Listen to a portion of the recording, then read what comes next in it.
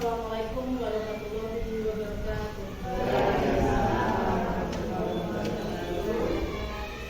Puji syukur kehadirat Allah Subhanahu wa taala karena di siang hari ini kita bisa bertemu dan berkumpul di sini dalam kegiatan seminar budaya positif di SDN Negeri 84. Dalam kegiatan ini yaitu adalah salah satu kegiatan dari aksi nyata TGP Angkatan 7 Kota Kediri. Pertama perkenalkan terlebih dahulu, saya Benny Rosemary, TGP Angkatan 7 Kota Kediri dari SDN Negeri 84. Sebelum masuk ke materi, ini ada beberapa pertanyaan formatif. Jawabannya antara setuju dan tidak. Menurut teman-teman semua, hukuman dapat mendisiplinkan anak. Setuju atau tidak? Setuju atau tidak? Tidak. Pemberian hukuman dengan hal positif seperti membaca atau membersihkan halaman sekolah dapat meningkatkan disiplin anak? Setuju. Salah satu bulan, kenapa kok setuju? Karena dengan memberikan hukuman yang positif akan memberikan wawasan yang lebih meningkatkan disiplin. Iya, boleh. Lanjut. Memberi penghargaan dapat meningkatkan motivasi belajar anak. Setuju atau tidak? Setuju. Mari kita pelajari bersama.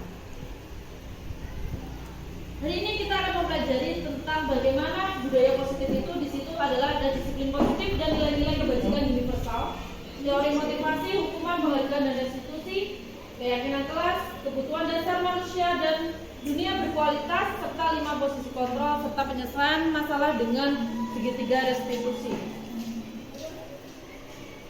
Disiplin positif dan nilai-nilai kebajikan universal. Untuk sebuah perubahan paradigma, hal pertama, mari kita lakukan kegiatan dengan telapak tangan. Kita genggam tangan kita dengan teman sebangku. Sobeklah secari kertas atau mungkin ada penggaris atau apa. Genggam tangan kalian seperti ini. Setiap orang memegang. Lakukan di salah satu genggam, lalu buatlah sebuah kepala. Teman Anda yang satunya mencoba dengan sekuat tenaga dengan berbagai cara untuk meminta Anda memberikan benda tersebut. Bisa dengan membujuk, mengancam, menghaji, merayu, menyuap, apa saja agar dapat membuka kepala tangan Anda. Ketika Anda mendapatkan hal seperti itu, sudah apa yang terjadi? Bagaimana Bu Istia? Ketika Anda memegang lalu teman Anda berusaha untuk memintanya membuka dengan bujukan, dengan ancaman, apa yang Anda lakukan? Tidak kalimatnya kalau kalimatnya itu positif, ya buka aja. Kalau positif buka aja. Yang lain, silakan. Bu Rahma, bagaimana kalau ada genggaman? Misal Anda mempunyai sesuatu yang begitu berharga, tetapi ada yang membujuk, ada yang itu. Apa yang akan kita lakukan? Ini formatif ke diri kita sendiri. Mau membukanya, oke lah, buka atau bagaimana? Ya, buka aja dilihat. Oke, dibuka dilihat. Bu Tari, bagaimana? Ya, karena itu sangat berharga mempertahankan. Iya. Jadi di sini adalah tentang kontrol diri. Di sini ketika kita memiliki sesuatu, kita memiliki genggaman. Ketika ada seseorang yang dia berusaha untuk membujuk, mengancam, dan dia merayu kita, kembali ke diri kita sendiri. Kita bisa nggak dirayu? Kita mau nggak ngasih apa yang kita miliki? Jadi di sini mengajarkan kita bahwa siapa yang bisa mengontrol diri kita adalah diri kita sendiri, bukan orang lain. Kalau kita merasa bertahan, ini berharga buat kita nggak akan pernah mau membuka. Itu siapa ya? Diri kita sendiri di sini. Dan itu kembali kepada diri kita. Kalau kita ingin maju, maka kita sendiri juga yang harus menanamkan dari diri kita sendiri. Di sini masuk ke teori kontrol Dr. William Glasser, di mana dalam kontrol teorinya yang kemudian berkembang dinamakan dengan choice theory, meluruskan beberapa miskonsepsi tentang makna kontrol, yaitu ada tentang ilusi guru mengontrol murid, ilusi bahwa semua kekuatan positif bahwa kritik dan membuat orang merasa bersalah dapat menguatkan karakter, bahwa orang dewasa memiliki hak untuk memaksa. Seperti apa itu? Di sini, guru mengontrol murid. Ini sering terjadi di kelas kita, di lingkungan kita. Pada dasarnya kita, seorang guru, kita tidak bisa memaksa murid untuk berbuat sesuatu. Jikalau murid tersebut memilih untuk tidak melakukannya, walaupun tampaknya guru sedang mengontrol perilaku murid, demikian terjadi karena murid sedang mengizinkan dirinya dikontrol. Saat itu bentuk kontrol guru menjadi kebutuhan dasar yang dipilih murid. Teori kontrol menyatakan bahwa semua perilaku memiliki tujuan, bahkan tetap perilaku yang tidak disukai. Jadi ketika kita anggap bahwa dengan murid itu bisa menurut dengan kita, di situ itu sebenarnya murid itu hanya sedang mengizinkan dirinya dikontrol. Dia tidak dari hatinya ingin sebuah berubah, tapi dia hanya sedang oke lah manut daripada kenal rumah seperti itu. Jadi ilusi guru mengontrol murid. Kemudian penguatan positif, efektif dan bermanfaat. Rujukan adalah bentuk-bentuk kontrol. Segala usaha untuk mempengaruhi murid agar mengulangi suatu perilaku tersebut adalah suatu usaha untuk mengontrol murid. Dalam jangka waktu tertentu, kemungkinan murid tersebut akan menyadarinya dan mencoba untuk menolak rujukan kita, atau bisa jadi murid tersebut menjadi tergantung pada pendapat sang guru untuk berusaha. Jadi kalau kita biasanya membujuk anak, kamu gini ya, nanti gini, itu akan hanya untuk sementara. Karena apa? Karena dia tidak menginginkan seperti itu, dia melakukan hanya karena bujukan itu. Terus ketika kita tidak membujuk, dia tidak akan melakukannya, sehingga akan menyebabkan sebuah ketergantungan. Ilusi bahwa kritik dan membuat orang merasa bersalah dapat menguatkan karakter ini sangat sering terjadi, entah di rumah ataupun di sekolah kita, yaitu di mana kritik dan rasa bersalah untuk mengontrol murid menuju identitas yang gagal. Mereka belajar untuk merasa buruk tentang dirinya mereka mengembangkan dialog dirinya yang negatif. Kadang-kala sulit bagi guru untuk mengidentifikasi bahwa mereka sedang melakukan perilaku ini karena seringkali guru cukup menggunakan suara halus. Contoh merasa bersalah adalah dengan seperti ini kata-katanya.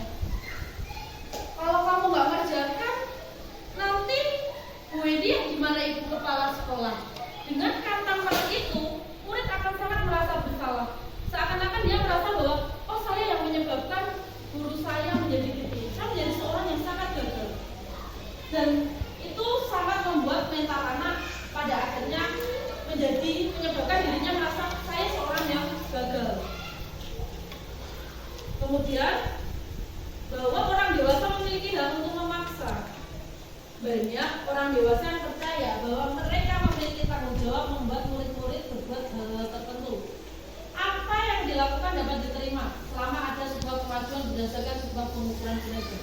Pada saat itu pula, orang dewasa akan menyadari bahwa perilaku memaksa tidak akan efektif untuk jangka waktu panjang dan sebuah hubungan permusuhan akan terbentuk. Terkadang kita terlalu memaksakan siswa. Kamu itu bisa, kamu gini. Padahal harusnya yang kita lakukan bukanlah tentang memaksa, tapi menumbuhkan kesadaran anak bagaimana anak tersebut mau melakukan apa yang kita pahami. Ini dari tabel ini ada stimulusnya. Siapa sesungguhnya yang memiliki kontrol? Jadi mungkin di stimulus gini, kita pahami bersama. Kita mencoba mengubah orang agar berpandangan sama dengan kita. Secara teori, kalau kita tempatkan pada teori kontrol Dr. William tadi, kita berusaha memahami pandangan orang lain tentang dunia. Jadi kita memahami pandangan, bukan memaksakan orang lain sama pandangannya dengan kita. Perilaku buruk dilihat sebagai suatu kesalahan. Semua perilaku memiliki tujuan. Jadi bahkan anak yang terkadang nakal, tidak mengerjakan PR, atau dia membuat itu, dia memiliki tujuan. Tujuannya apa? Dia mencari perhatian kita. Dia ingin kita selalu memahami dia dengan hal seperti itu. Jadi jangan mengejar, oh kamu nakal, oh kamu anak seperti ini. Tidak. Mereka memiliki tujuan dan kita sebagai guru harus mencari apa tujuan dari mereka. Orang lain bisa mengontrol saya. Yang bisa mengontrol kita hanya diri kita sendiri.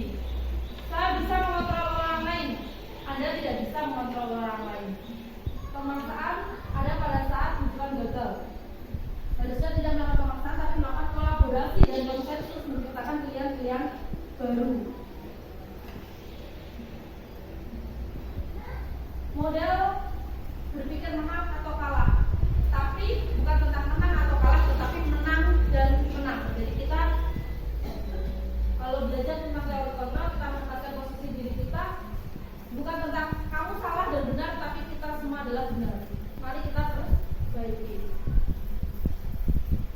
disiplin. Apa sih makna disiplin di sini?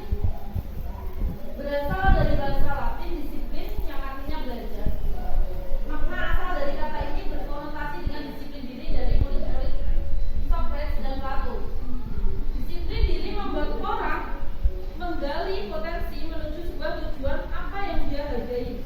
Namun dalam budaya kita, makna kata disiplin telah berubah menjadi sesuatu yang dilakukan pada seseorang lain untuk mendapatkan kepatuhan.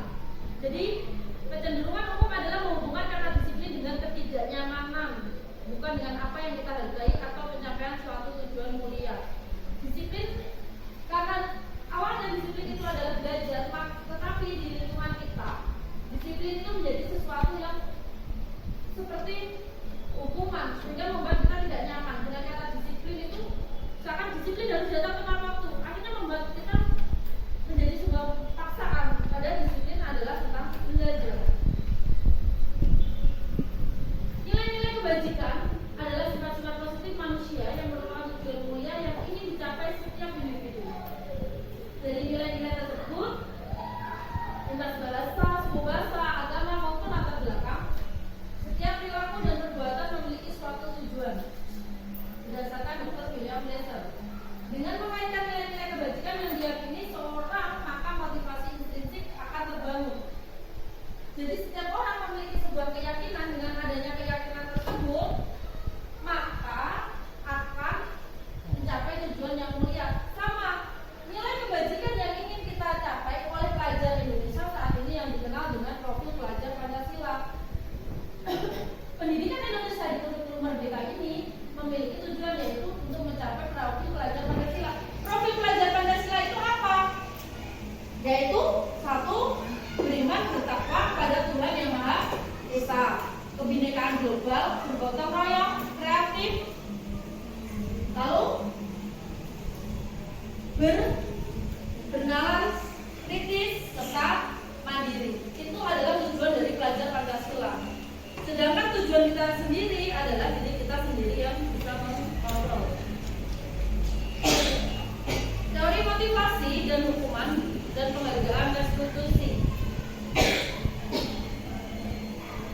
Teori motivasi perilaku manusia ada 3, yaitu ada manusia, kita bekerja pun kita memiliki 3 motivasi ini.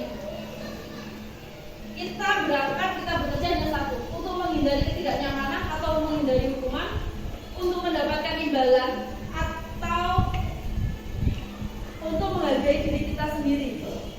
Terkadang untuk menghindari hukuman, akhirnya apa yang akan terjadi bila saya tidak melakukannya? Kita hanya berangkat, pokok sekolah daripada engkau gak teko di Seneni, sama dengan hal itu.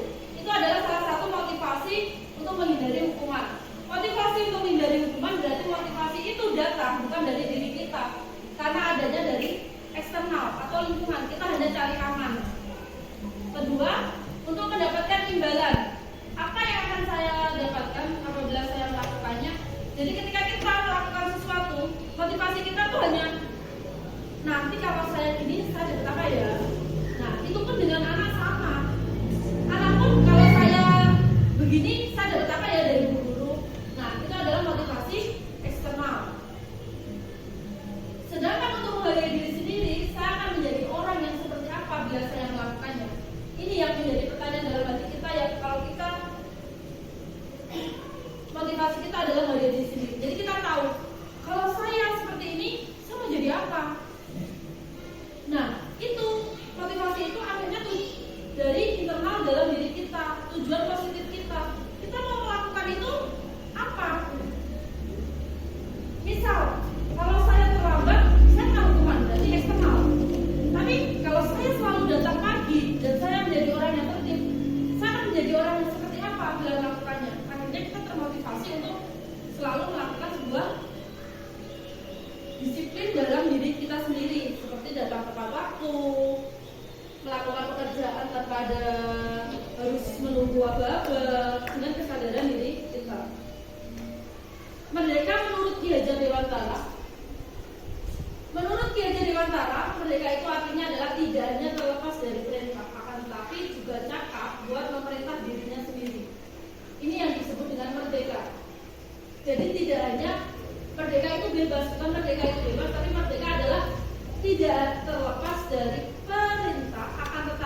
juga bisa memerintah diri kita sendiri. Dalam arti kita bisa mengontrol diri kita sendiri. Mau menjadikan diri kita seperti apa, itu adalah diri kita sendiri. Pernahkah kita memberi sebuah penghargaan kepada anak? Pernah kita memberi penghargaan kepada anak? Sering, pernah. Nah, selama ini kita berpikir penghargaan itu apa sih fungsinya? Tambah semangat, menambah percaya diri, senang, apalagi anak-anak tambah tertarik. Iya, selama itu kita selalu berpikir seperti itu tanpa kita sadari bahwa terkadang penghargaan itu justru menghukum. Kenapa? Dalam teori bahwa penghargaan berlaku sama dengan hukuman. Penghargaan itu berlaku sama dengan hukuman.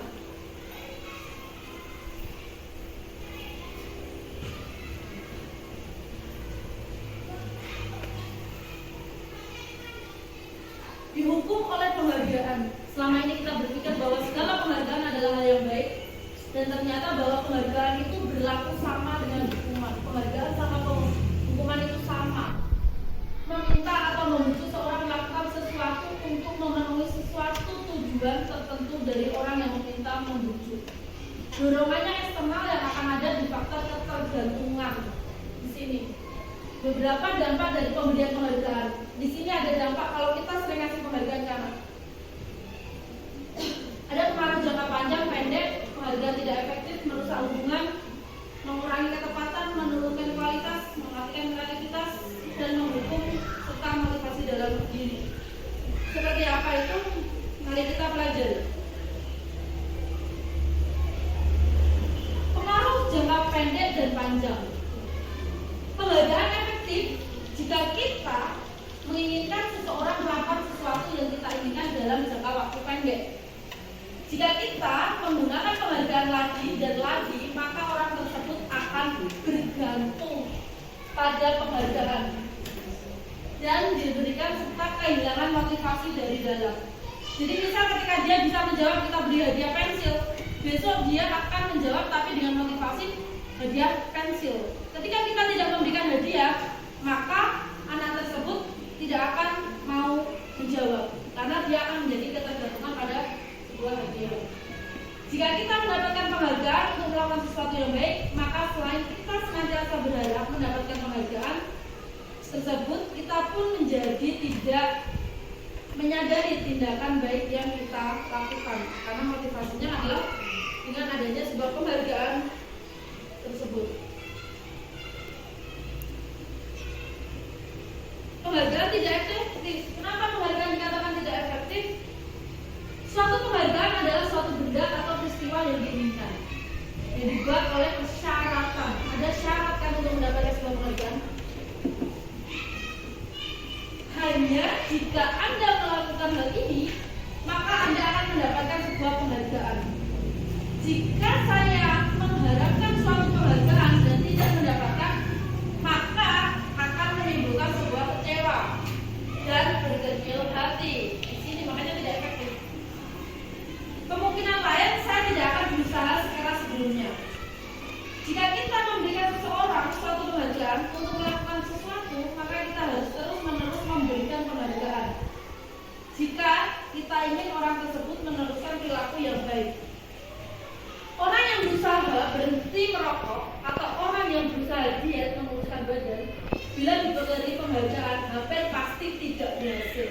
Karena kenapa? Karena motivasi dia adalah tentang penghargaan itu. Kalau kita tidak memberikan penghargaan itu, dia akan berhenti melakukannya, sehingga dia tidak akan melakukan sebuah ketergantungan. Penghargaan merusak hubungan.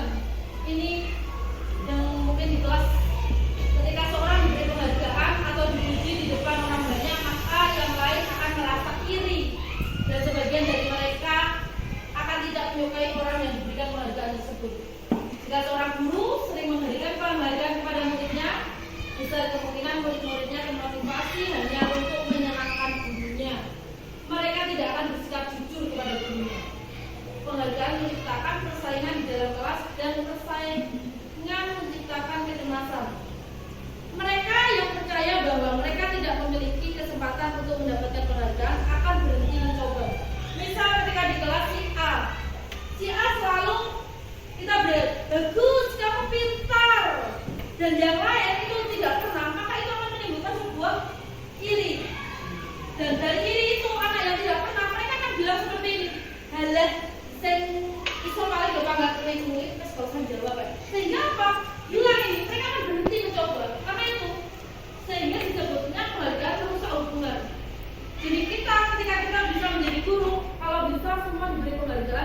Tidak selalu yang pintar, yang bisa jawab, kamu baik, kamu pintar, kamu oke, enggak.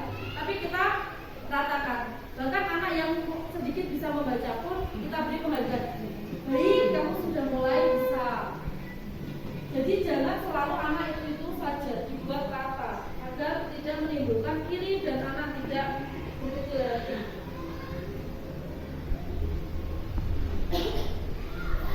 Lanjut, yaitu adalah penghargaan mengurangi ketepatan. Mengapa penghargaan dikatakan mengurangi ketepatan? Dalam riset 1, sebuah percobaan sekelompok anak laki-laki berusia 9 tahun diminta untuk melihat gambar-gambar wajah yang ditampilkan di layar. Mereka harus memberitahu jika wajah-wajah tersebut sama dengan atau berbeda. Gambar-gambar tersebut hampir sama. Beberapa dari mereka diberi penghargaan dalam bentuk uang pada saat mereka memberikan jawaban benar, sementara sebagian yang lain tidak. Hasilnya, anak laki-laki yang dibayar membuat lebih banyak kesalahan. Maksudnya kesalahan apa? Mereka akan lebih meremehkan kita. Jadi dia akan meremehkan, Allah itu gitu saja. Itu yang menyebabkan penghargaan mengurangi sebuah ketepatan.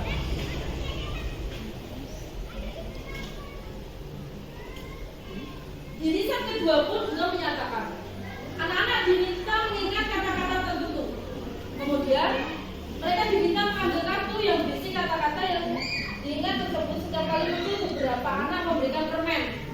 Setiap mereka memberikan jawaban yang benar. Dan sebagian yang lain hanya diberitahu saja bila jawaban mereka benar.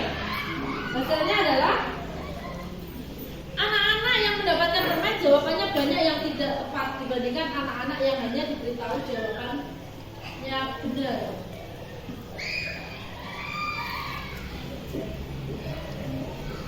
Penghargaan juga menentukan sebuah kualitas. Pengamatan dilakukan pada sekelompok mahasiswa yang sedang kerja praktik di sebuah surat kabar di universitas. Saat itu mereka sedang belajar menulis sebuah artikel tentang sebuah judul berita. Seiring waktu, mahasiswa tersebut semakin mampu bekerja dengan cepat. Kemudian ada beberapa mahasiswa yang dibayar untuk setiap judul. Setiap judul berita utamanya yang mereka mampu hasilkan. Dan setelah beberapa lama, mahasiswa yang dibayar ini hasil kinerjanya berhenti berkembang. Mereka yang tidak menerima bayaran terus berusaha menata dirinya lebih baik. Karena ketika mereka sudah mendapatkan sebuah penghargaan atau mendapatkan sebuah hasil berupa bayaran, mereka akan dengan nilai-nilainya. Ya sudah, kok saya begini saja sudah dapat bayaran, kok saya begini saja sudah mendapatkan penghargaan, sehingga tidak ada motivasi untuk terus, oh saya harus lebih baik, oh saya harus berkembang. Itu adalah sebuah penghargaan yang menurunkan kualitasnya. Sedangkan orang-orang yang belum berhasil, mereka terus mencoba. Oh saya untuk mencapai itu bagaimana? Dia terus mencoba. Di situ akhirnya terjadilah sebuah penghargaan yang menurunkan kualitas karena merasa sudah mendapatkan sebuah apa yang dituju. Kemudian ada sebuah penghargaan yang menguatkan kreativitas. Murid-murid diminta berpikir mengenali hadiah atau penghargaan yang bisa mereka dapatkan bila berhasil menulis sebuah puisi. Kreativitas kelompok murid-murid ini menjadi berkurang dibandingkan dengan tidak diberitahu tentang hadiah. Jadi ketika mereka tahu hadiahnya apa, mereka malah justru akan berkurang kreativitasnya. Sedangkan kalau kita tidak memberitahu, kalau kamu bisa menang, kamu dapat apa, tidak diberitahu, mereka akan lebih semangat karena ada rasa yang membuat mereka lebih bersemangat. Penelitian menunjukkan bahwa pekerjaan seni atau sebuah penulisan cerita menjadi kurang kreatif bila dijadikan sebuah hadiah. Dalam tugas-tugas memecahkan masalah, para murid memakan waktu lebih lama dan memberikan jalan keluar kurang kreatif saat mereka dijadikan sebuah penghargaan. Nah, di sini adalah penghargaan yang menghukum. Bagaimana penghargaan menghukum itu? Penghargaan menghukum mereka yang tidak mendapatkan penghargaan, misalnya dengan sistem ranking. Itu yang sekarang sudah dihilangkan, yaitu tidak ada ranking. Mereka yang mendapatkan ranking kedua akan merasa paling dihukum. Memberikan penghargaan dan hukuman adalah hal yang sama, karena keduanya mencoba mengendalikan perilaku seseorang. Karena orang pada dasarnya tidak suka dikendalikan. Dalam jangka waktu lama, penghargaan akan terlihat sebagai penghukum. Jika suatu penghargaan diharapkan, namun Anda tidak mendapatkannya, Anda akan merasa dihukum. Itu yang terjadi di anak-anak. Misal, saya harus ranking 1. Dia terbiasa dengan ranking 1. Dan ketika dia tidak menjadi ranking 1, dia menjadi seseorang yang begitu dihukum. Dia merasa menjadi seseorang yang begitu gagal. Dia dihukum oleh, seakan dia dihukum oleh dirinya sendiri. Makanya di situ kita pun dalam kurikulum ini sudah mulai perbaikan dengan tidak adanya ranking, sehingga tidak ada rasa dalam diri anak bahwa sebuah kegagalan, karena setiap anak memiliki kemampuan yang dan kelebihan masing-masing. Motivasi dalam diri intrinsik.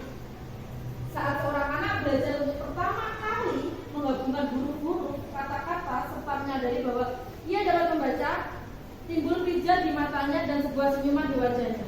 Kita masih tentu ingat ketika kita pertama kali TK, kita mulai bisa baca ba, dan guru kita, orang tua kita betapa senangnya, dan dia pun senang. Ada sesuatu hal yang luar biasa, ternyata oh saya bisa, oh saya mampu. Dan itu kesadaran akan kemampuannya bahwa dia sudah dapat membaca sesungguhnya sudah merupakan sebuah penghargaan. Jika kita memberikan penghargaan kepada seorang anak pada saat dia sedang merasa bangga dengan pencapaian dirinya, maka kita akan mengambil kegembiraan yang saat itu sedang dirasakan secara ilmiah. Kita yang sebagai guru diusahakan untuk memotivasi dalam diri anak, tidak dengan selalu menjadikan sebuah hadiah, tetapi menumbuhkan motivasi dalam dirinya untuk tetap semangat belajar, mencoba hal-hal yang baru. Ada beberapa bentuk program kebajikan dalam memberikan apresiasi atau pengakuan kepada anak. Tidak harus dengan penghargaan. Beri pengakuan secara khusus, beri pengakuan secara pribadi, beri pengakuan kepada semua murid secara bergantian. Bergantian itu seperti tadi, misal kamu bisa, oh kamu bagus, si A kemarin dapat bagus, oh kamu hebat sudah membantu menyapu, oh hebat kamu sudah bisa membuang sampah pada tempatnya. Tidak selalu dengan materi, tetapi apa yang mereka lakukan kita beri apresiasi agar anak bisa menghargai dirinya sendiri dan termotivasi untuk melakukan hal-hal baik tersebut. Di sini adalah contoh pengakuan apresiasi kebajikan. Kemarin saya perhatikan, misal seperti itu, nilai kebajikannya apa? Ketika kita memperhatikan, kita akan menemukan sebuah nilai kebajikan, yaitu rasa empati yang besar sekali. Dan bagaimana situasinya pada saat menolong murid baru di kelas. Misal ada murid baru, oh silakan duduk bersama saya, atau kamu nggak bawa pensil, saya pinjami pensil. Itu masuk rasa nilai empati kebajikan. Di sini kita pelajari antara perbedaan hubungan dan konsekuensi. Bisa dibaca terlebih dahulu, dipahami dulu, lalu kita jawab bersama. Tahu bedanya hubungan dan konsekuensi? Hubungan itu bersifat mendadak, hukuman bersifat langsung. Sedangkan konsekuensi, dia sudah ada aturan terlebih dahulu, dia tahu apa kalau dia melanggar, dia tahu akibatnya apa yang harus dia terima. Itu namanya konsekuensi. Nah, di sini saya coba tanya, mencatat 100 kali dalam buku kalimat saya tidak akan terlambat lagi, kata karena terlambat sekolah, itu masuk hukuman atau konsekuensi? Hukuman atau konsekuensi? Menulis di buku 100 kali apa? Hukuman. Nanti kita cek. Hukuman terus. Lari mengelilingi lapangan basket 2 kali karena terlambat ada di sekolah, hukuman atau konsekuensi? Hukuman.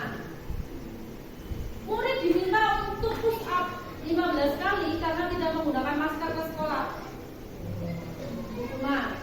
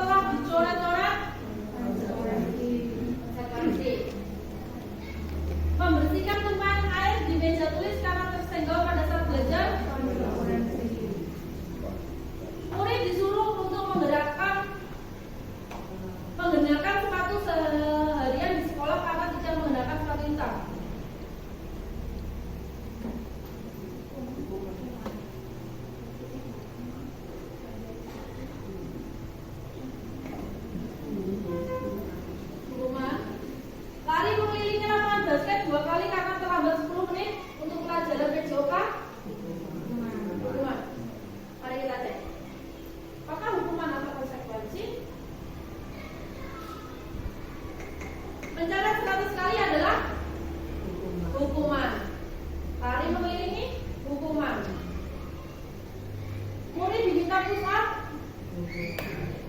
hukuman, menghentikan kertas konsekuensi, membersihkan tumpahan air konsekuensi, murid disuruh untuk tidak menggunakan sepatu harian hukuman, dan yang terakhir kenapa ini jawabannya adalah konsekuensi bukan hukuman. Tadi kita kan jawab hukuman karena dia pada pelajaran PJOK. Karena ketika pelajaran PJOK guru pasti sudah mempunyai tata tertib sendiri. Apabila kamu terlambat maka kamu lari, seperti itu. Jadi bedanya konsekuensi dengan hukuman adalah itu, hukuman bersifat langsung atau otodidak tanpa terencana, sedangkan kalau konsekuensi anak sudah mengetahui apabila dia melakukan sebuah kesalahan, melakukan sebuah pelanggaran, dia tahu saya harus ngapain. Nah, itu masuk dalam konsekuensi. Perbedaan hukuman atau konsekuensi. Nah, kalau hukuman itu sesuatu yang menyatakan harus terjadi. Kita apa lagi dulu? Ini yang membedakan hukuman dan konsekuensi. Membuat anak sakit fisik maupun hati untuk jangka waktu lama. Jadi hukuman itu sangat menyakiti anak baik fisik maupun hatinya. Tapi kalau konsekuensi membuat anak merasa tidak nyaman dalam jangka waktu pendek. Karena mereka sudah tahu saya salah, saya melanggar. Anak membenci kedisiplinan, tapi dengan konsekuensi anak akan menghargai disiplin. Kalau hukuman itu paksaan, tetapi kalau konsekuensi itu stimulus atau tanggapan. Mendorong anak menyakiti diri sendiri. Hukuman itu mendorong anak menyakiti diri sendiri, mengkonsep dirinya buruk, anak belajar untuk menyembunyikan sebuah kesalahan, sehingga mereka takut, sehingga dia menyembunyikan sebuah kesalahan, kalau dihukum ya. Ini disadu dari restitution dari Gosen, Yayasan Pendidikan Dulu.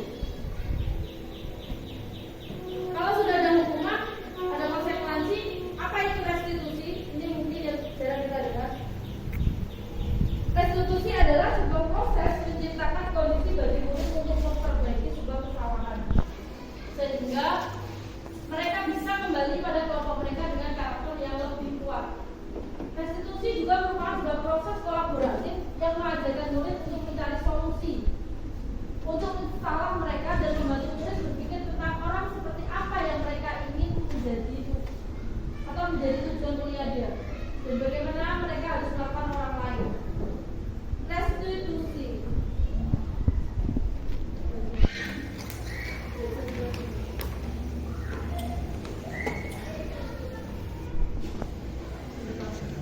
ada 9 ciri-ciri restitusi, yaitu kalau tadi hukuman seperti paksaan, konsekuensi membuat tidak nyaman, tapi di restitusi yaitu satu, bukan untuk menebus sebuah kesalahan, namun untuk belajar dari sebuah kesalahan, kemudian memperbaiki sebuah hubungan. Di restitusi itu adalah tawaran, bukan paksaan. Kalau di hukuman tadi kan suka nggak suka kita dipaksa untuk melakukannya, tapi kalau di restitusi bukan sebuah paksaan, tapi kita memberikan sebuah tawaran kepada mereka. Restitusi menuntut untuk melihat ke dalam diri, mencari kebutuhan dasar yang mendasari tindakan, yaitu dengan cara menanya kepada mereka, kenapa kamu melakukan hal itu? Apa yang menyebabkan alasan kamu melakukan hal itu? Karena kembali lagi di awal, setiap anak memiliki tujuan ketika melakukan hal tersebut. Restitusi diri adalah cara yang paling baik. Restitusi fokus pada karakter, bukan tindakan. Jadi kita dimana kita adalah bisa merubah karakter, karena bukan tindakan. Fokus pada solusi. Jadi kalau di restitusi kita itu carinya solusi, bukan mencari siapa yang salah, siapa yang benar. Dan kebanyakan yang selama ini terjadi di lapangan, kita selalu mencari siapa yang salah dan siapa yang benar. Bukan tentang siapa yang salah dan benar, tapi cari solusi agar kedepannya bisa lebih baik. Restitusi kembalikan murid untuk berbuat salah pada kelompoknya. Dia dikembalikan pada kelompoknya untuk bisa memperbaiki dirinya. Dari restitusi itu, lalu ke anak, kita buat sebuah keyakinan kelas. Mari di kelas kita buat sebuah keyakinan kelas. Keyakinan kelas itu seperti apa? Agar tidak terjadi hukuman, tidak terjadi konsekuensi, mari kita dibuat? Mengapa di kelas itu tidak bunyinya peraturan saja? Mengapa harus bunyinya keyakinan kelas? Mengapa kita memiliki peraturan harus menggunakan helm? Misal, mengapa kita memiliki peraturan harus menggunakan helm bila mengendarai roda 2? Mengapa kita memiliki peraturan 3M, menggunakan masker, mencuci tangan, menjaga jarak 1 meter? Mengapa kita memiliki peraturan yang harus datang tepat waktu pada saat mengikuti pelatihan? Mengapa? Ayo, ada yang bisa menjawab mengapa kita ada peraturan seperti itu?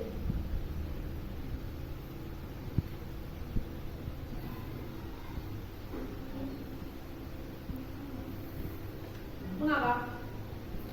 Peraturan-peraturan itu dibuat untuk apa? Untuk adanya perubahan sikap. Terus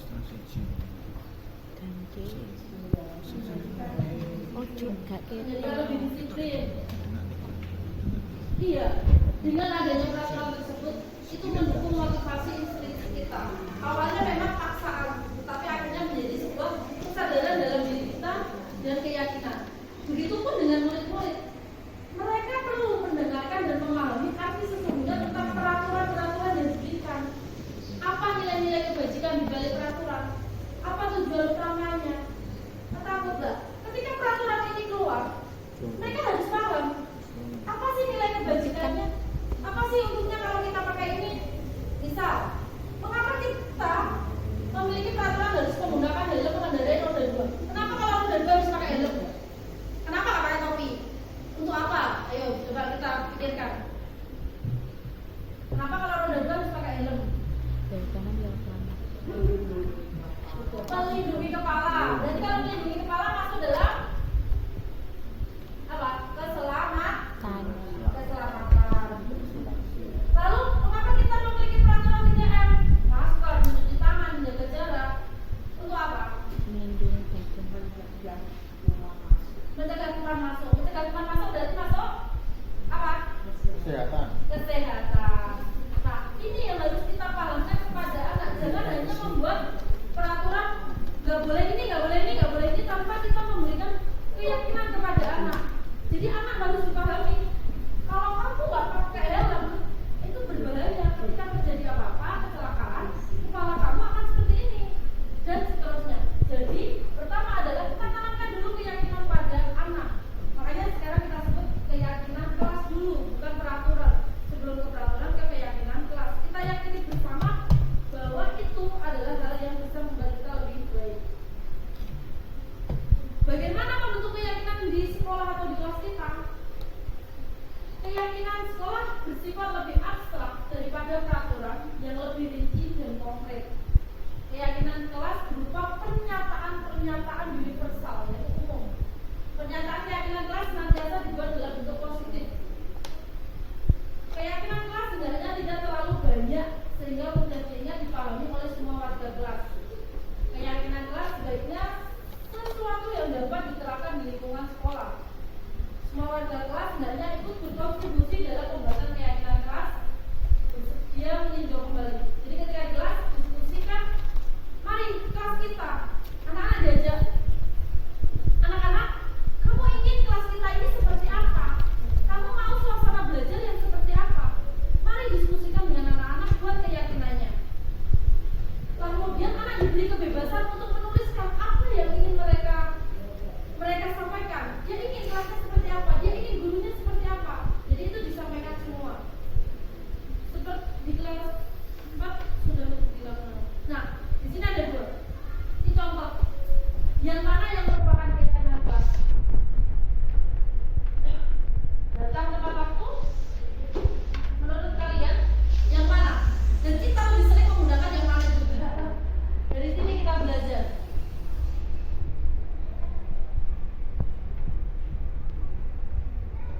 Ketika di keyakinan kelas kita lebih mengedepankan nilai kebajikan apa yang akan kita tanamkan kepada anak.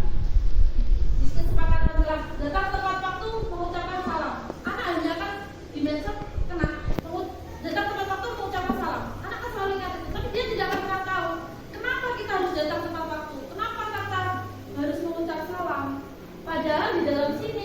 ada yang mengajarkan kita tertib, disiplin, saling menghargai dengan adanya salam itu adalah saling menghargai. Ada yang kita buat dengan ini. Dengan kata lain, kata salam bisa kita gunakan dengan guru dan murid yang saling menghargai. Jadi anak akan memahami bahwa guru dan murid itu saling menghargai. Tidak berarti pokoknya ketemu gurunya harus salam. Bukan seperti itu. Tapi kita menyadarkan karena bahwa guru dan murid itu saling menghargai. Kami murid yang semangat belajar, bukan dengan kata kamu harus belajar tepat waktu, kamu harus belajar memperhatikan guru diam. Tidak seperti itu, tapi dengan semangat. Semangat di sini kita ajarkan ke mereka dengan yang positif. Dengan kata ada menghargai, ada semangat, maka anak akan lebih memahami dan kelas bisa terkondisikan dengan lebih baik. Seperti ini pendalamannya, yaitu dengan kata T dan Y. Ada hormat, bekerja, diterima dan dimiliki. Hormat, kami meyakini bahwa sangat penting di sini. Nanti kalau ditampilkan seperti ini, ya kalau hormat, dihormat itu terdengar, terlihat. Jadi ada beberapa sikap yang bisa kita dengar, bisa lihat dan berperilaku. Kalau terdengar itu seperti ini. Satu orang yang berbicara, yuk saya bantu, itu sudah merupakan sebuah sikap hormat. Kita bisa selesaikan ini bersama. Kalau ditunjukkan dalam perilaku dengan bersenyum, tersenyum, berjabat tangan, postur tubuh tenang, itu dalam bentuk perilaku sikap menghormati. Kalau terlihat bagaimana? Mendengarkan dengan sesama, senantiasa berbuat baik, berbagi. Di situ ditampilkan seperti ini, hormat ada yang ditampakkan dan ada tidak tampak. Dan tampak seperti apa? Kalau kita hormat itu datang tepat waktu, menyapa teman dengan setiap hari, mengembalikan barang teman yang dipinjam, mengucapkan terima kasih. Kalau tidak tampak hormat bagaimana? Hadir terlambat, tak acuh kepada teman, meminjam barang tidak dikembalikan. Nah, itu dari situ sikap hormat bisa kita tunjukkan dalam seperti itu. Ada pertanyaan? Pas. Oh, ngantuk, tebak satu. Dan yang ngantuk, tebak dua. Ya, kita kembali ke materi.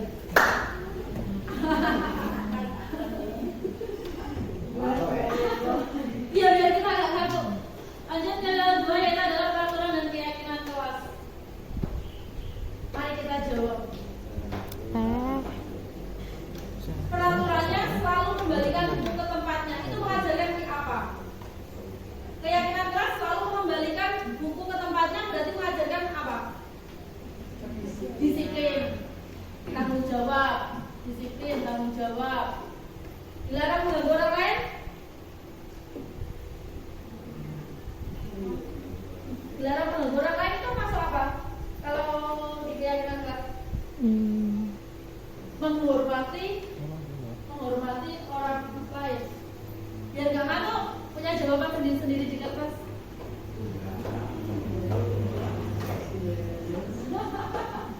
Ya, jadi kita dipahami dulu sebentar. Mengganggu orang lain itu masuk apa? Di sekolah 15 menit sebelum pembelajaran dimulai itu berarti masuk apa? Disiplin, dilarang melakukan kekerasan, dilarang menggunakan narkoba, bergantian atau menunggu giliran, menggunakan masker, keselamatan, kesehatan, jangan berlari di kelas atau koridor, keselamatan. Mari kita coba. Selalu mengembalikan nilai adalah bentuk tanggung jawab. Dilarang mengganggu orang lain berarti mengajarkan anak untuk menghormati orang lain. Jadi di sekolah 15 menit berarti bisa menghormati orang lain atau komitmen. Ketika kita komitmen bersama kita buat harus datang 15 menit sebelum dimulai berarti kita melakukan keyakinan yaitu berkomitmen. Melakukan kekerasan berarti keselamatan. Menggunakan narkoba, kesehatan, bergantian atau menunggu giliran, menghormati orang sabar. Menggunakan masker bisa kesehatan, bisa keselamatan. Berlari di koridor selain keselamatan dan keamanan, karena dengan berlari bisa menyebabkan sebuah jatuh dan lain-lain. Kebutuhan dasar manusia. Kita adalah manusia yang sosial. Manusia memiliki sebuah kebutuhan dasar. Apa sih kebutuhan dasar kita? Ada yang tahu? Apa? Ayo, kita kebutuhan dasar hidup kita tuh apa sih? Bukan rumah loh ya, bukan makanan. Kebutuhan dasar manusia adalah ini. Kita hidup itu ini, 4 ini. Kasih sayang, rasa diterima, penguasaan, kebebasan, kesenangan. Kita selalu ingin disayang, kita selalu ingin diterima, kita ingin diakui keberadaan kita, siapa kita. Itu adalah kebutuhan dasar kita yang tidak bisa kita pungkiri. Lalu penguasaan. Penguasaan yang seperti apa? Penguasaan adalah ketika kita mampu mendapatkan sesuatu. Lalu kebebasan. Kita sangat senang dengan kebebasan. Sangat menyukai sebuah kebebasan. Dan kesenangan. Iya, contoh, ketika ada guru, stop dulu. Iya, kesenangan. Misal ketika dalam pembelajaran ada anak yang bermain lato-lato. Menurut kalian, ketika pelajaran bermain lato-lato, mereka apa yang mereka dapatkan? Kesenangan. Betul. Iya, rasa kesenangan. Terus ketika anak yang terkadang manja dengan kita, mereka ingin mendapatkan apa dari kita? Kasih sayang. Itu adalah kebutuhan dasar manusia. Kita pun sama, anak-anak pun sama. Di sini kita sebagai guru harus mengetahui apa yang mereka butuhkan terlebih dahulu sebelum kita mengejar mereka. Di sini adalah di mana posisi kontrol kita sebagai guru. Ada 5 posisi kontrol. Ada yang sebagai penghukum. Tadi ada penghukum, orang merasa bersalah, teman, pemantau, manajer. Mari kita ingat kembali. Ketika kita bersekolah dulu, ketika dari SD sampai seumur sekarang, tentu kalian mengingat satu hal yang paling menyakitkan di dalam hidup kita. Entah itu terjadi waktu kapan. Dan pasti ada satu hal yang benar-benar membuat kita bahagia. Sampai sekarang masih juga kita ingat. Coba kembali saya tanya, Bu Mulan, apa hal yang paling menyakitkan selama belajar dari SD sampai kuliah atau sampai umur sekarang? Pasti ada satu hal yang paling menyakitkan ketika itu. Pasti mengingat di apa ya? Iya, usia apa? Itu kali konco. Itu waktu apa, Bu? Bilang SD. Ya, waktu SD. Waktu SD ditukari teman. Dicebei, betul. Jadi, tentu kita bisa mengingat kan di usia yang 55 tahun, dia masih bisa mengingat hal SD, padahal itu sudah berjalan berapa puluh tahun. Lebih dari berapa? 45 tahun, 50 tahun. 50 tahun yang lalu, kita masih mengingat betapa menyakitkan hal itu, dicebei konco. Itu sangat menyakitkan dan terkenang sampai 50 tahun. Nah, hal yang menyakitkan itu akan selalu kita kenang sepanjang hidup kita. Begitupun hal yang menyenangkan. Hal yang paling menyenangkan bagi Kristia?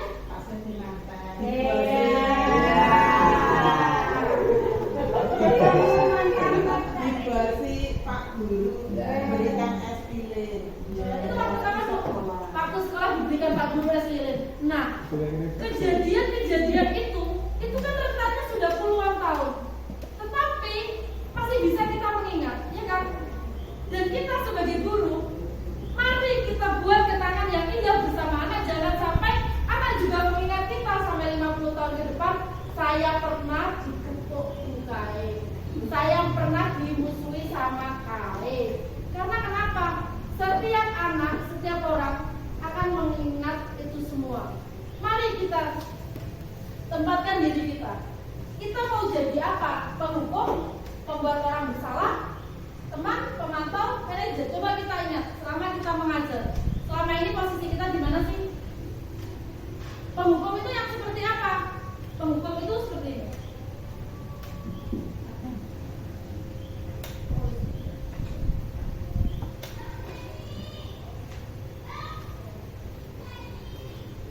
Ya, kalau penghukum, guru berbuat itu menghadik, menunjuk dan menyakiti, menyindir.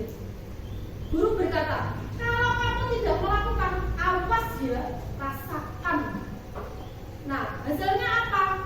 Memberontak, anak akan menjadi memberontak, menyalahkan orang lain dan dia akan berbohong.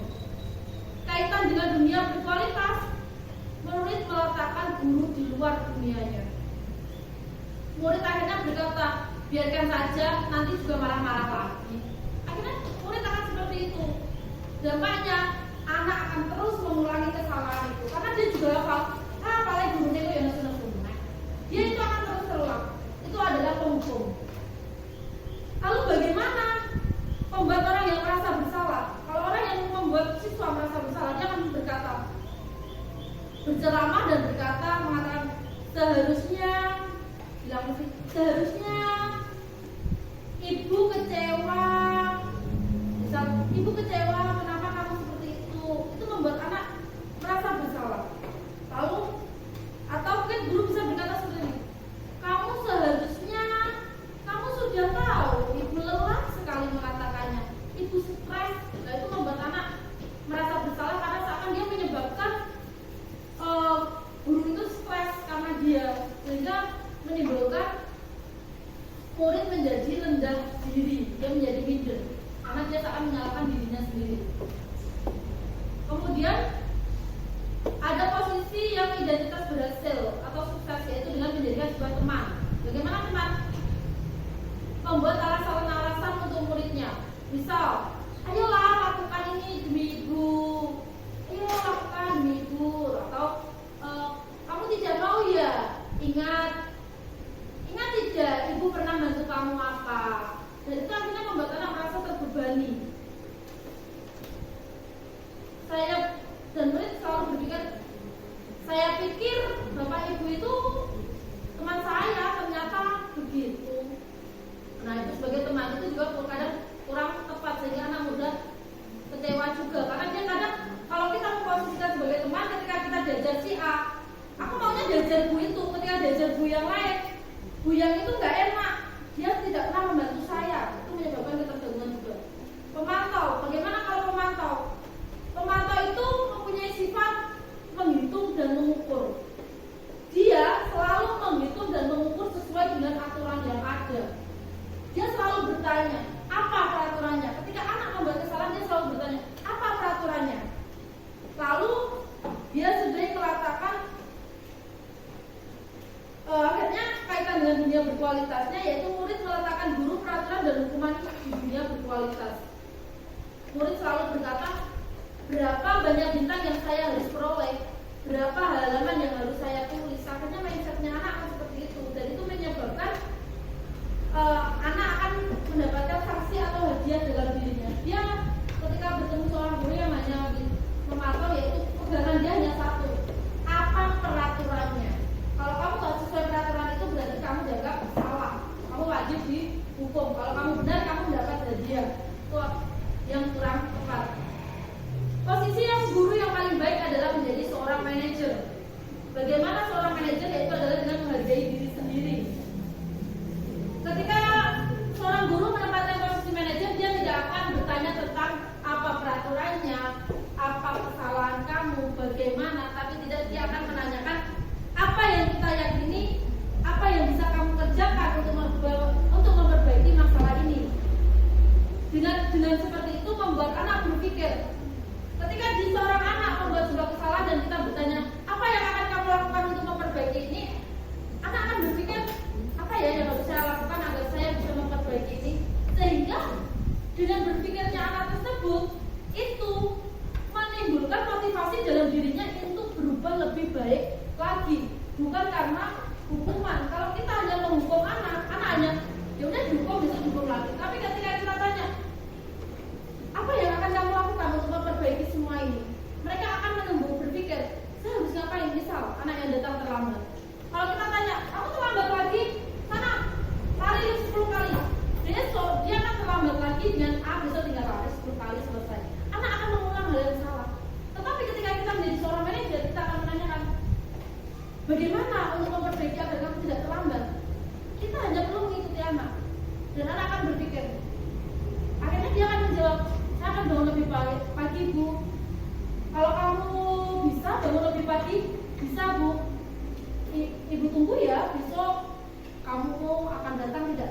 ibu akan menunggu kamu.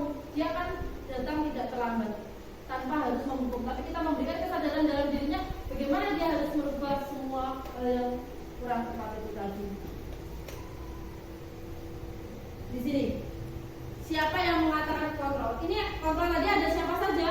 Penghukum, terus apa lagi? Pembuat rasa bersalah, terus teman, pemantau, dan manajer. Saya kecewa sekali dengan kamu. Yang berbicara seperti ini berarti posisi kontrolnya apa? Saya kecewa sekali dengan kamu.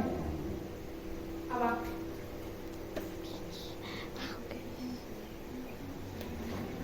Di Jawa Pura saja jadi Pristia. Saya kecewa sekali dengan kamu. Berarti apa bu posisinya? Pemantau, manajer, teman. Apa?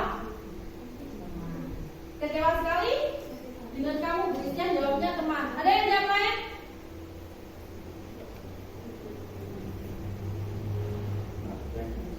Kamu tidak pernah benar melakukannya. Siapa yang selalu bilang kamu tidak pernah benar melakukannya? Ayolah lakukan dengan ibu bapak. Apakah kamu mendapatkan stiker bintang hari ini? Bagaimana bisa menyelesaikan masalah ini? Ya, berarti diulang. Kalau ini kecewa sekali berarti apa? Apa? Wisnya jawabnya teman. Yang lain jawab. Nanti kita cek bersama-sama. Satu dulu teman. Tidak pernah benar melakukannya. Berarti kamu tidak pernah benar melakukannya. Berarti apa? Posisi kita berarti sebagai apa? Kalau kita mengucapkan kamu tidak pernah benar melakukannya.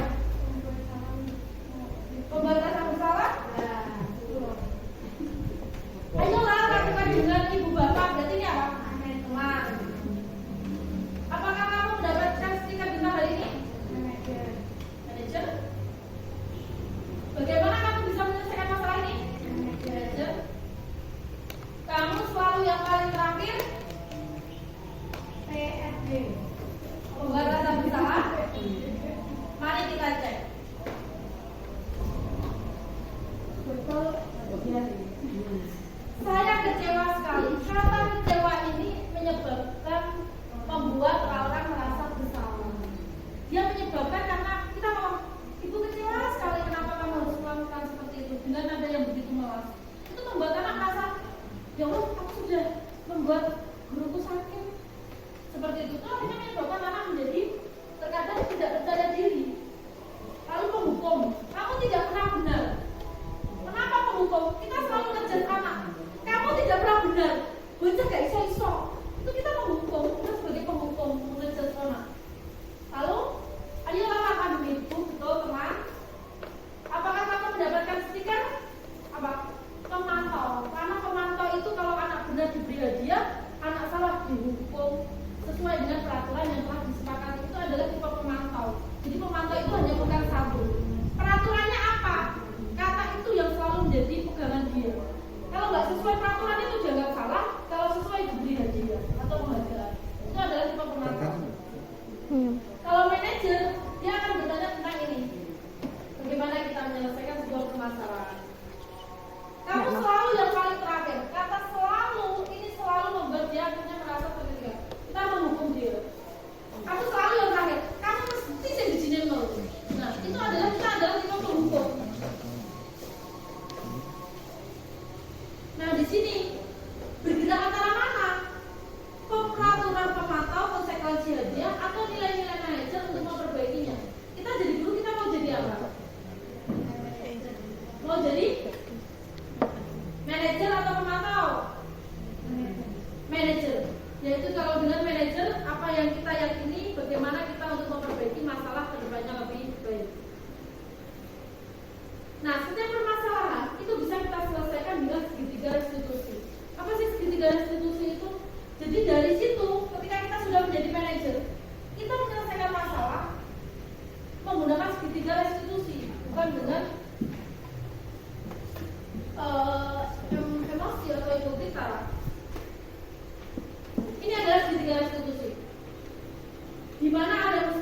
identitas, validasi sebuah kebutuhan, menanyakan keyakinan. Nilai apa yang mereka sepakati, kamu ini seperti apa? Bagaimana makanya ketika ada anak masalah, dia tidak masuk sekolah atau dia berantem dengan teman, kita selesaikan dengan segitiga restitusi. Dengan pertama, kita stabilkan dulu identitasnya. Kalau ada anak yang mau marah, kita pisah dulu lalu kita stabilkan. Karena dengan menstabilkan identitas, yaitu adalah membuat anak yang merasa gagal berbuat salah menjadi positif terhadap dirinya. Guru akan berkata seperti ini, berbuat salah itu hal yang manusiawi. Tidak ada manusia yang sempurna. Bapak Ibu juga pernah kok buat salah. Dengan kata seperti ini akan membuat anak lebih tenang. Jadi kita tidak langsung nyalakan. Kamu salah, itu akan sangat menyakitkan untuk anak. Tetapi kalau kita bilang salah itu manusiawi kok, gak apa-apa, Bapak Ibu dulu juga pernah salah. Kita pasti bisa menyelesaikan masalah ini. Bapak Ibu tidak tertarik untuk mencari siapa yang benar, siapa yang salah. Bapak Ibu lebih tertarik menyelesaikan masalah ini. Kalau kamu menyalahkan dirimu sendiri terus menerus, apa kamu bersikap baik pada dirimu sendiri? Ini menstabilkan identitas tanpa kita menghakimi seorang anak bahwa kamu salah, kenapa kamu berantem? Kita tidak perlu menanyakan kamu berantem kenapa? Kamu benar kita mencari tujuan mereka apa, tapi tidak dengan kata seperti itu. Kita bisa cari kok, gak apa-apa salah, gak apa-apa pernah berantem, itu manusia. Tapi mau diperbaiki nggak? Nah, setelah itu kita ucapkan dan anak menjadi sedikit tenang, maka kita bisa selesaikan dengan ini validasi kebutuhan. Membantu murid mengenali basic need. Basic need adalah kebutuhan dasar. Kebutuhan dasar tadi ada apa saja? Kasih sayang, diterima, penguasaan, kesenangan, dan kebebasan. Anak hanya menyukai itu. Tidak hanya anak kita pun, orang dewasa selalu ingin disayangi, diterima, diberi kebebasan, diberi kesenangan. Itu memang sudah kebutuhan dasar kita sebagai manusia. Kita bisa mengucapkan, kamu bisa saja kan melakukan hal yang lebih buruk, tapi kamu tidak melakukannya kan? Kamu pasti punya alasan mengapa melakukan itu. Jadi kita bisa menanyakan menggunakan ini. Kamu pasti punya alasan mengapa melakukan itu. Apa yang penting bagi kamu? Tanpa kita bilang, kamu berantem, nyapa ngono. Tanpa bilang seperti itu, kita bisa melakukan dengan lebih halus dengan kata-kata seperti itu. Apakah kamu bisa melakukannya lebih baik lagi besok? Nah itu, setelah dari situ, maka kita tanyakan ke keyakinan, kembali ke di awal tadi, agar anak melihat kesalahan yang dihubungkan dengan norma sosial, nilai-nilai yang mendasari manusia berinteraksi dengan orang lain. Apa nilai yang kita percaya di kelas? Misal di kelas, kalau kita di kelas tadi membuat keyakinan saling menyayangi, saling menghormati. Nah, nilai-nilai universal yang akan kita sepakati apa? Kelas yang ideal itu seperti apa sih? Yang sudah kita buat bersama anak itu, kita tanyakan lagi ke mereka, sehingga mereka mengingat, oh iya, di kelas sudah kita sepakati untuk saling menyayangi, saling menghormati, bertanggung jawab, rukun. Nah, dari situ anak akhirnya akan kembali lagi untuk melakukan hal sesuai di awal yang sudah kita sepakati bersama. Ini adalah intervensi 30 detik di mana kata-kata ini yang bisa digunakan untuk menghadapi beberapa anak-anak. Contohnya, apakah kamu ingin berbuat lebih baik? Apakah saat ini kamu sedang menjadi orang yang sedang kamu inginkan? Misalnya kita bisa tanyakan, kalau sedang anak itu makan, kita bisa tanyakan, sudahkah kamu menjadi sesuai apa yang kamu inginkan? Sudahkah itu sesuai dengan versi kamu? Kita bisa tanyakan seperti itu. Kapan kamu siap memulai sebuah perubahan? Peraturannya apa? Seperti kamu punya masalah, saya bisa bantu apa? Dan nanti anak mulai bercerita. Dari situ kita bisa menggali ini semua. Jadi kita berusaha, kita selalu berusaha untuk menjadikan posisi kita menjadi seorang manajer. Di sini kita belajar. Kalau kemarin kita masih menjadi seorang penghukum, pemantau, teman, dan pembatasan bersalah, mari sekarang kita belajar untuk menjadikan diri kita menjadi seorang manajer bagi anak-anak agar pembelajaran bisa lebih baik dan anak-anak nyaman belajar dan guru senang mengajar. Refleksi dari ini yaitu adalah hal baru apa yang mengubah paradigma saya yang saya dapatkan.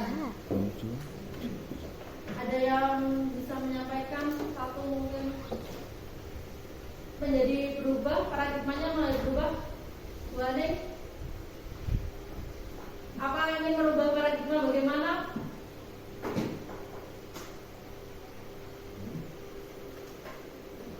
Silakan, mungkin ada yang bertanya juga bisa.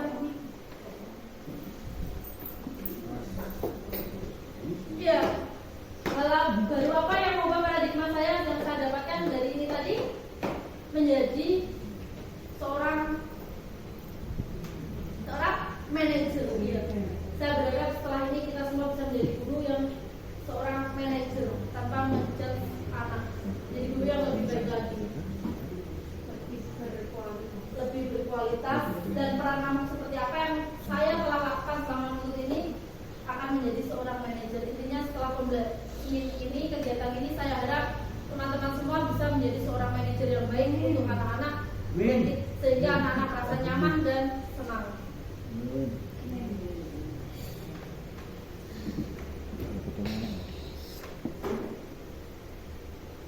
Pembelajaran yang sudah kita terapkan sesuai dengan tujuan kita nanti di proses belajar Pancasila, yaitu dengan adanya perkembangan teknologi, yaitu ada pembelajaran IT. Kita pun juga mengedepankan iman, beriman dan bertakwa dengan mengadakan sholat berjamaah, melatih anak untuk selalu bekerja sama, bergotong royong, berdiskusi, dan melakukan beberapa percobaan sehingga anak belajar dari apa yang mereka pelajari secara nyata. Membiasakan anak untuk selalu senyum salam sapa, yaitu menghormati, membiasakan literasi pagi,